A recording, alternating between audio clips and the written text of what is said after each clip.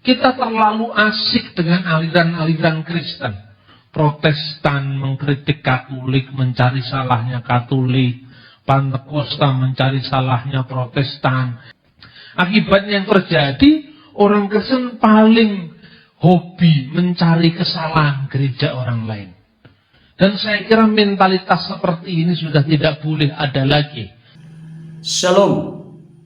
Pada kesempatan ini saya akan membahas satu ulasan penting dan menarik dengan judul Nasihat Dr. Bambang Nursena ini cocok untuk oknum-oknum yang sibuk mencari kesalahan gereja lain.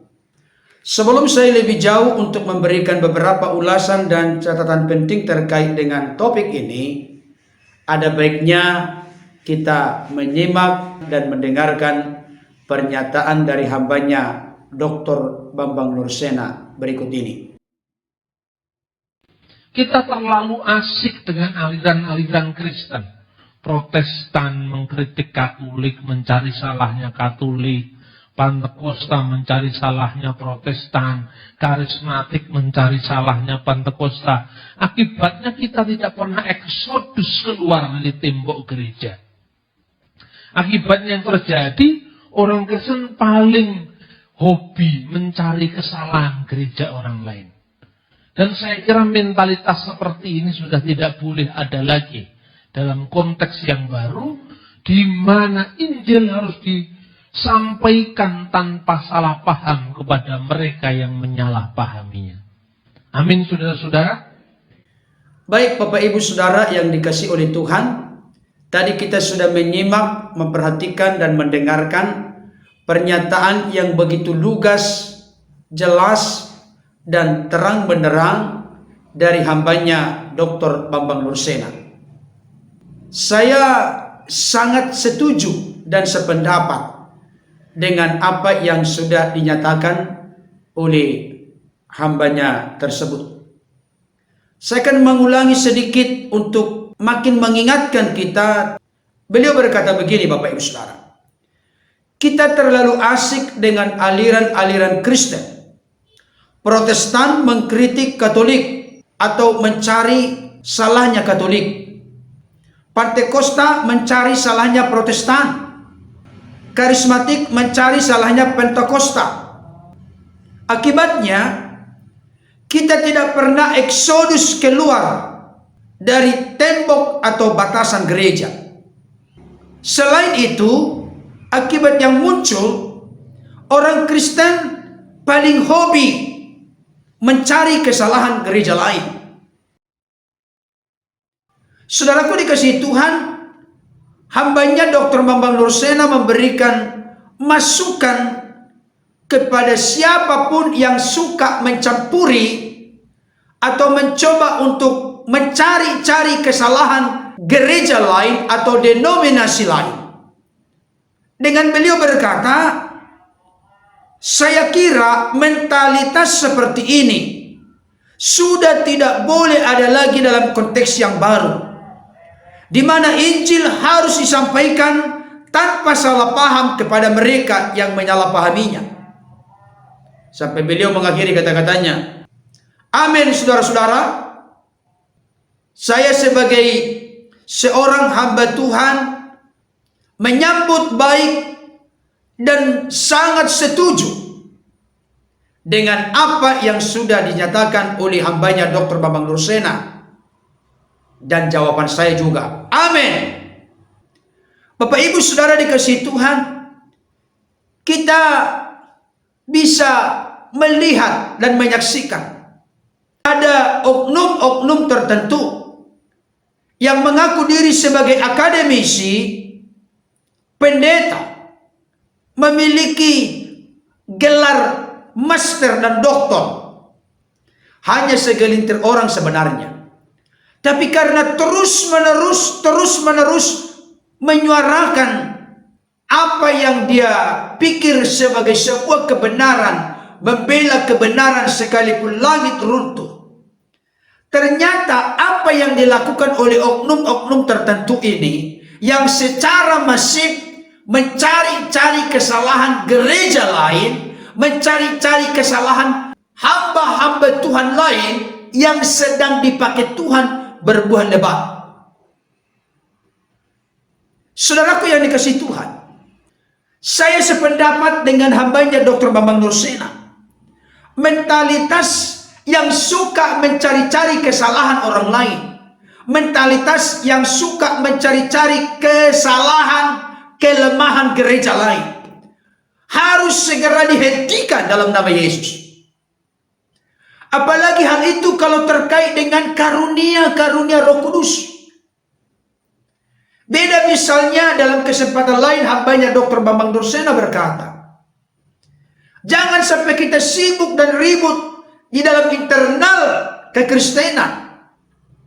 Tentunya beliau berkata kecuali Mormon dan Saksi Yehova.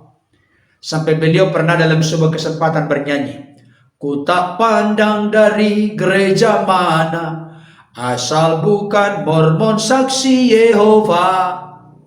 Saudara dikasihi Tuhan, kenapa Mormon Saksi Yehova itu memang bukan lagi konteks dalam kekristenan?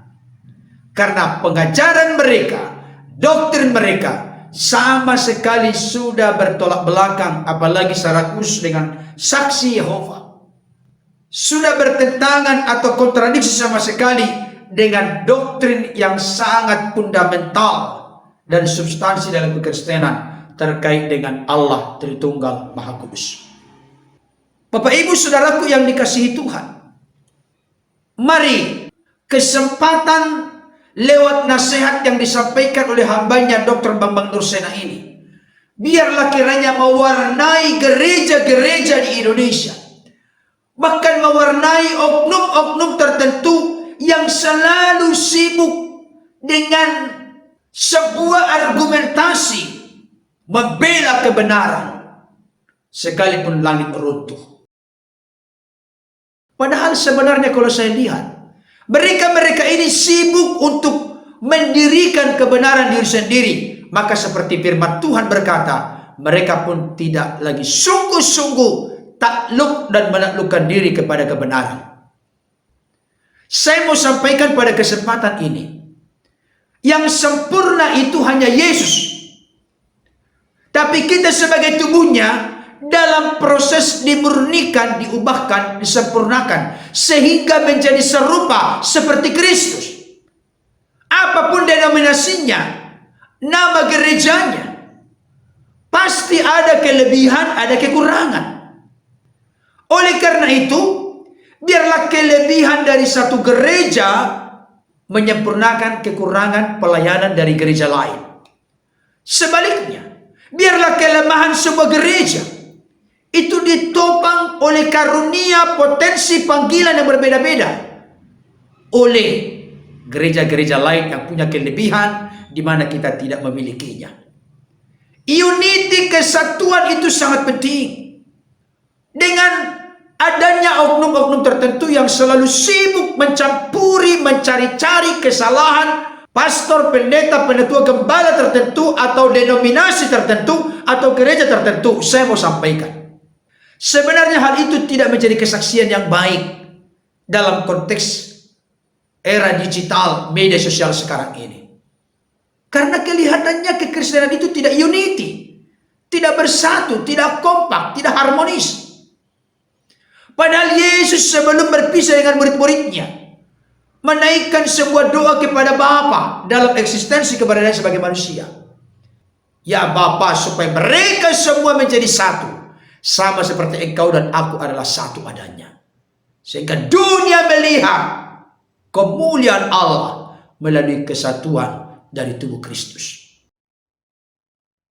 Sampai ada satu mazmur yang sangat populer, terkenal di kalangan Yahudi, bahkan di kalangan orang-orang Kristen, sampai sudah digubah menjadi sebuah lagu, baik dalam bahasa Ibrani maupun bahasa Indonesia. Bahasa Ibraninya kira-kira begini: Himne matop umanaim sevet ahim hamyahat, himne matop umanaim sevet ahim hamyahat, himne matop sepet ahim hamyat, himne matop sepet ahim hamyat, himne matop umanaim sepet ahim hamyat. Saudaraku dikasihi Tuhan, sungguh alangkah baiknya dan alangkah indahnya bila saudara semua hidup dalam kerukunan, hidup dalam kekompakan, hidup dalam kesatuan, hidup dalam kebersamaan. Bahkan Mazmur 133 ayat 3 berkata, sebab kesan Allah Tuhan memerintahkan berkat kehidupan untuk selama-lamanya. Kepada kesatuan Tuhan mencurahkan berkat, Bapak Ibu Saudara. Oleh karena itu pada kesempatan ini, mari masing-masing kita, apakah kita aliran-aliran Kristen sebagai Protestan, Katolik, Pentakosta, Karismatik, marilah di tengah-tengah kekurangan kelebihan kita masing-masing, kita boleh berkolaborasi, saling melengkapi sebagai sesama tubuh Kristus untuk menyatakan kemuliaan Allah. Kita sibuk bukan untuk mencari-cari kesalahan pendeta lain, hamba Tuhan lain, gereja lain, denominasi lain. Tapi marilah kita sibuk untuk mengabarkan kabar baik, evangelion, kabar yang menyelamatkan, kabar yang melepaskan, kabar yang memulihkan, kabar yang menyembuhkan. Bapak Ibu Saudaraku yang dikasihi Tuhan, mari kita eksodus keluar dari batasan atau tembok-tembok gereja kita. Mari kita tidak lagi hobi memiliki kesukaan untuk mencari kesalahan gereja-gereja lain. Marilah mentalitas seperti itu kita peti kemaskan. Mari kita fokus untuk memikirkan sekaligus merealisasikan. Seperti hambanya Dr. Bambang Nursena, salah seorang dari intelektual tokoh Kristen yang saya sangat kagumi dan hormati. Beliau memberikan sebuah pemahaman dengan warna khusus, dengan satu tekad dan kerinduan menjawab kesalahpahaman agama lain, termasuk yang secara umum ditanggapi beliau kesalahpahaman dari saudara-saudara kita Islam terkait dengan doktrin ajaran yang sangat fundamental dalam kekristenan. Semua dijawab dengan lugas, tuntas, dikupas sedemikian luas dan mendalam. Biarlah ini yang kita pikirkan, inilah yang kita doakan, inilah yang kita gumulkan. Bagaimana supaya kita ini jangan sibuk mencari kekurangan, kelemahan satu dengan yang lain. Seringkali kita ini sibuk di internal Kristen, maka kita lupa akan tugas tanggung jawab kita untuk pergi ke seluruh dunia, memberitakan Injil kepada segala bangsa. Saudaraku yang dikasihi Tuhan, saya sangat tertarik dengan pola cara hidup gereja mula-mula. Apa itu? Dua kalimat yang saya sebutkan. Gereja mula-mula meninggalkan dua teladan bagi kita. Yang pertama, gereja yang bertumbuh di dalam, semakin dewasa, oleh karena ketekunan mereka bersekutu, berdoa, bahkan bertekun dalam pengajaran rasul-rasul. Tetapi di sisi lain, mereka yang bertumbuh secara internal, mereka juga bergerak keluar. Mereka menjadi pemberita-pemberita Injil yang begitu handal, begitu berani. Sekalipun ada tantangan, kesulitan, penolakan, penganiayaan, mereka terus menyebarkan Injil. Jadi pertumbuhan dari gereja mula-mula secara internal, salah satu ciri khas mereka adalah kompak, sepakat, sehati. Mereka hidup dalam kesatuan, sehingga mereka bisa menjadi kesaksian yang begitu efektif, efisien, optimal, maksimal keluar. Marilah kita menjadi orang-orang Kristen yang tidak sibuk hanya mencari-cari kekurangan, kelemahan orang lain. Seringkali kalau kita hanya sibuk di internal aliran-aliran kekristenan, saling mengkritik, saling menyudutkan, saling mencari kesalahan satu dengan yang lain, maka kita tidak akan maju-maju. Master plan proyek Allah yang besar tidak akan terrealisasi, terlaksana, karena kita sibuk bertengkar, sibuk berselisih. Oleh karena itu, jikalau oknum-oknum ini menyaksikan, mendengarkan pesan atau nasihat dari hambanya Pastor Adi Simon, mari bersama dengan saya kita merenung sejenak, supaya kita jangan pelan-pelan merongrong, merusak, menggerogoti kekristenan dari dalam. Dengan timing kita mau menegakkan kebenaran dengan menyesat-nyesatkan orang lain dan merasa aliran teologi saya yang paling benar di luar dari aliran teologi saya, itu salah dan keliru. Mentalitas seperti ini perlu dipeti kemaskan. Biarlah kita di dalam berbagai aliran kekristenan, denominasi kekristenan, pasti ada kekurangan, ada kelebihan. Mari kita berkolaborasi satu dengan yang lain. Firman Tuhan juga berkata, Bapak Ibu Saudara, di dalam Roma 12 ayat yang keempat sampai 5.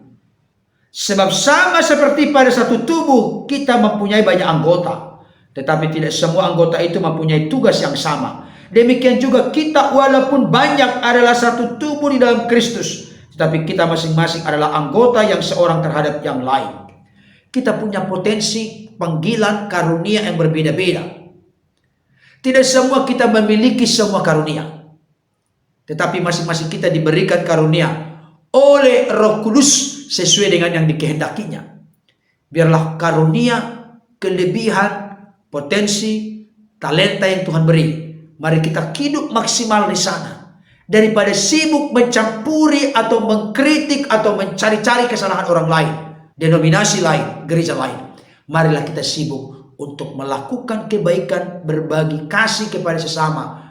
Bahkan marilah kita sibuk untuk menyampaikan, mewartakan, memberitakan Injil. Injil itu kabar baik, kabar yang menyelamatkan, kabar yang melepaskan, kabar yang membebaskan, kabar yang memulihkan, kabar yang menyembuhkan. Biarlah itu yang menjadi komitmen kita bersama, sehingga hidup kita menjadi berkat bagi sesama dan menjadi kemuliaan bagi nama Tuhan. Kiranya ulasan ini dapat menjadi berkat bagi kita. Tuhan Yesus memberkati. Amin.